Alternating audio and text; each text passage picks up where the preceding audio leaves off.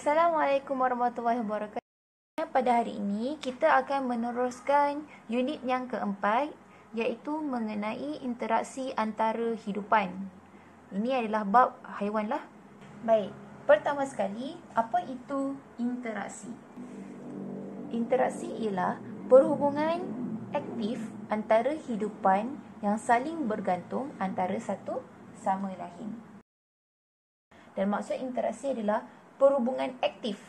Okey?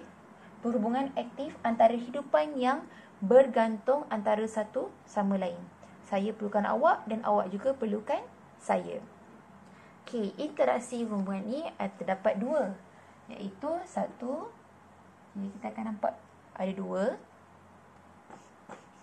intraspesies. Satu lagi ialah interspesies. Okey, apa maksud bagi intraspesies dengan interspesies? Intraspesies, interaksi yang berlaku antara spesies yang sama jenis. Spesies A dengan spesies A, dia berinteraksi antara satu sama lain. Okey, spesies yang sama jenis.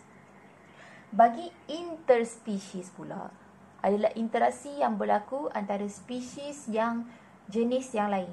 Spesies A, spesies B. Spesies A dan spesies B.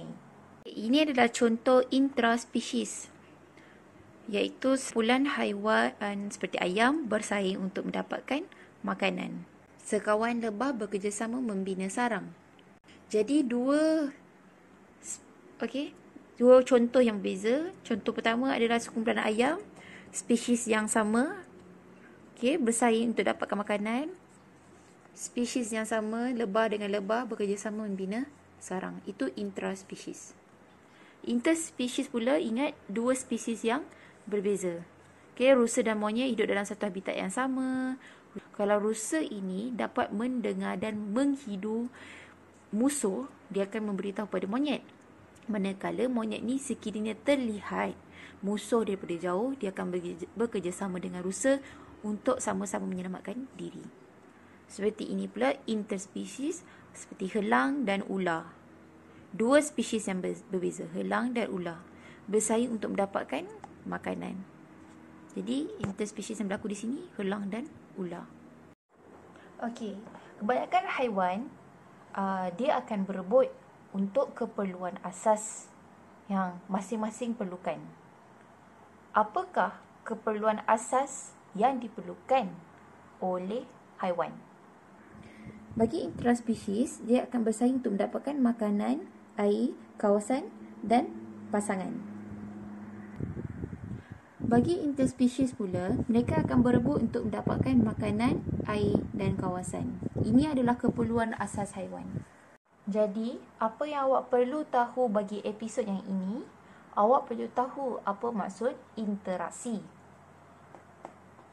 Dan awak perlu tahu apakah keperluan-keperluan asas haiwan-haiwan ini yang mereka perlukan untuk meneruskan hidup.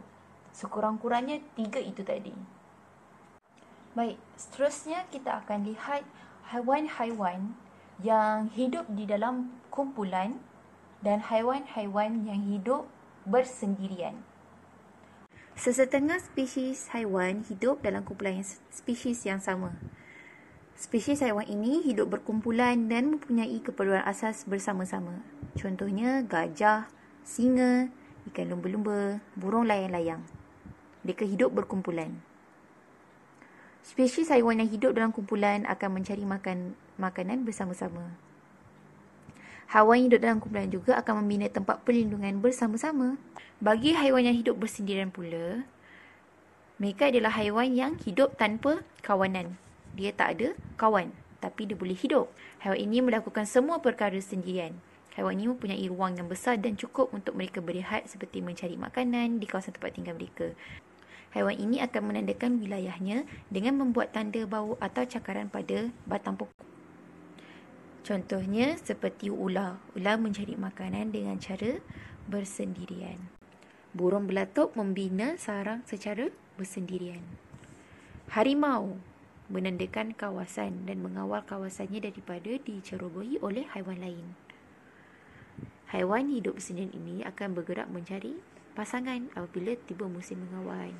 Okey, semua haiwan-haiwan ini juga dia akan mencari pasangannya apabila musim mengawan. Okey, dia akan cari juga pasangannya sendiri.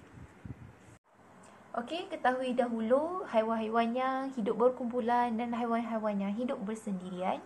Dan kita kena tahu haiwan-haiwan apa yang dia jaga, keperluan-keperluan asas yang diperlukan. Kita nantikan bagi episod seterusnya, kita akan teruskan dengan kelebihan dan kekurangan haiwan yang hidup berkumpulan dan haiwan yang hidup bersendirian.